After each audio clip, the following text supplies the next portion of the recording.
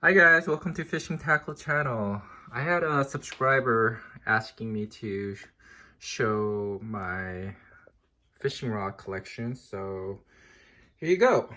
I hope you enjoy it, and I'll go through each of the rod, where I got it, what I use it for, and how much I paid for it. So let's see, you're probably wondering what this is. Obviously this is a fishing rod holder. I didn't want anything that I had to screw into the wall, and I didn't want anything bulky, so I looked for some fishing rod holder, and I found one on Amazon for a good price. I think I paid like $40 with discount. Unfortunately, they don't have it anymore. They don't sell it anymore for some reason. I wanted to buy another one, and I recommended to one of my fishing buddy, but they don't have it anymore. So if you do find something like this, leave a comment and share with other people, because I love this rod because of how it fits and how many it fits and how minimized it is, and it's not taking a lot of space. So let me just go through each of the rods here. So this one right here is a jigging rod. For those, jigging rod is, its intention is for exactly what it is, right? For jigging. So with metal jig or various jigs, lures that they sell, that's what it is for. But just like whether it's a bass rod or whatever type of rod it is, if you could use it and catch fish, I mean, use it. It doesn't matter what people say. I know some people will criticize, saying, "Oh, you can't use these casting reels for deep sea fishing, or you can't use this kind of jigging reels or rods for this kind of fishing." But you know what?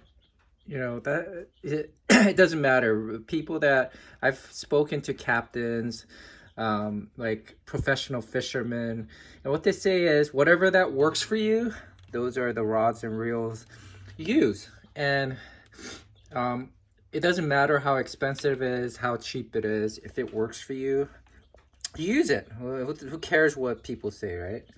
It's based on your preference, how it works.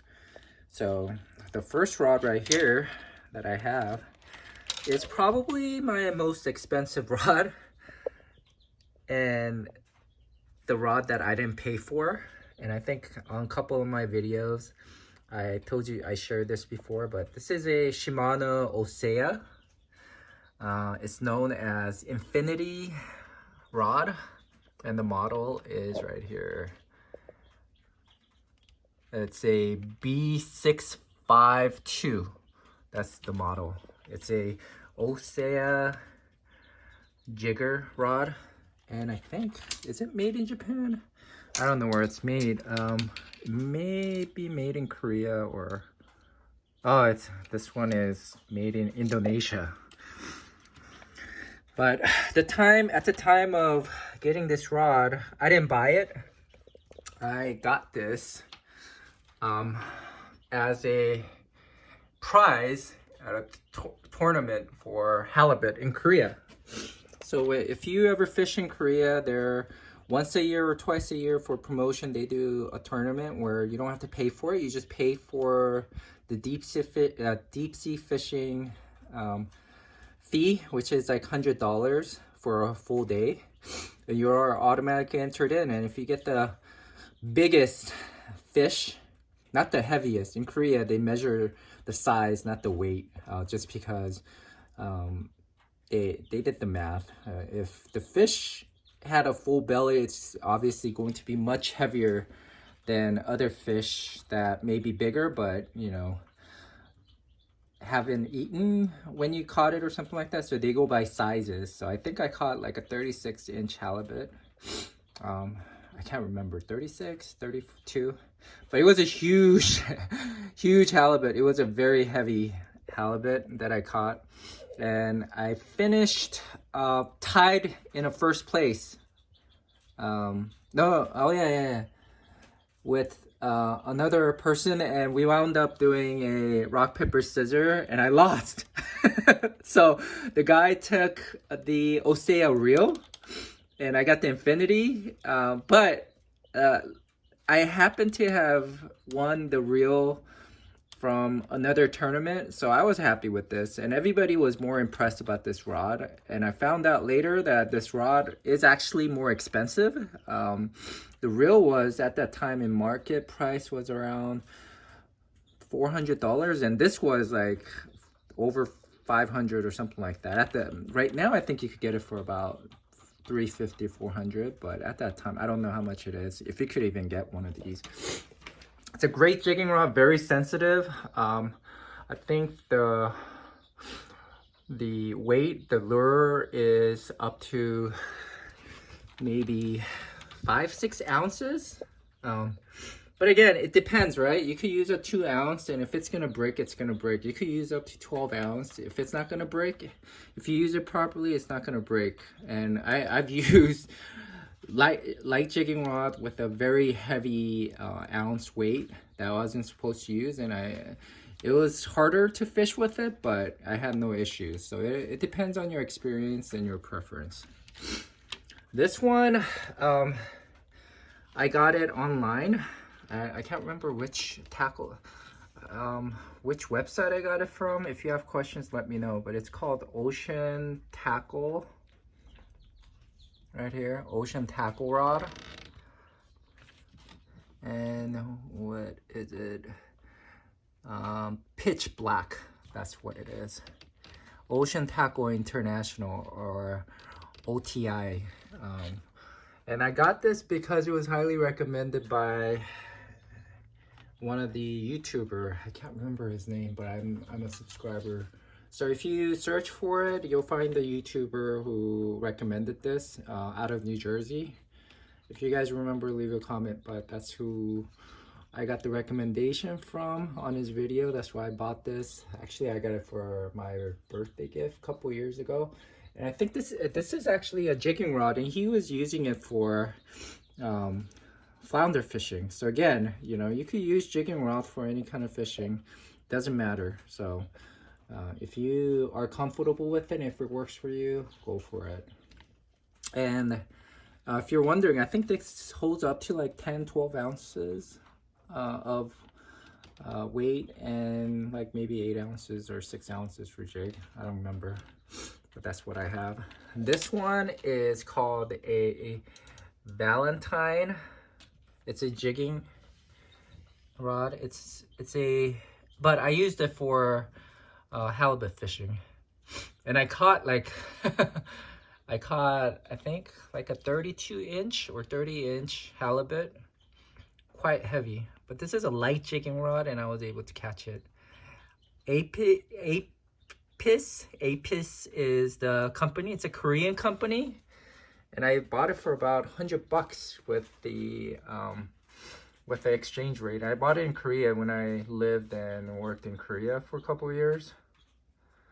I wish I would have got another one, but this is super light. Look at this. See this? This will bend all the way, but it's really fun to fish with this. And I think this holds up to like recommended up to like 6 ounces. I think I've used it up to 8-10 ounces, and I have no issue with it. It's a strong rod. It's one of those rods on TV where they bend it with like 50-pound weight, and it was okay with it. I've had it for about 6-7 years, no problem. This one right here, I got it from AliExpress. It's called Pure Lure Fishing, and then the model is Dominator. But this is even lighter rod. I bought this for tog fishing. I wanted something super light and strong enough to pull it. Look, it's like lighter than most bass fishing. You could probably fish pan fish with this. Super light. Look at this. Very strong. I mean, the recommendation for this is up to 6 ounce, which is crazy. But again, I don't think it's recommended. I wouldn't recommend using it, but I bought this for about 80 bucks at the time. Pretty good rod. And again, this one is AliExpress. I bought this in Korea. You would have to go to Korea. If you have an Army friend or Navy friend in the Navy stationed in Korea, you could ask them to buy it. Especially considering you could ship this over USPS on base. Or if they are PCSing back, or if you're visiting, just buy it and put it in a case. These are usually all 2 pieces. Just like that. Most of them are at the butt right here, so it's 2 piece. So you could, this cuts down to about 5 feet or below. A lot of time these are all like somewhere between 6'3" to 7 feet. I mean 7 feet, I think. No, 6 feet to 6 feet 5 inches. But it cuts down to half, somewhere around 4.5 to like at most 5 inches. So you could ship this easily. It shouldn't cost that much. USPS, I think it cost me like 40 bucks to ship it. Not too bad. Let's move on to the next one. It's called Rex Bat, and this is another Korean jigging rod I bought. This one was around $80. It's called Rock Bird and made in Korea. Max is 160 gram.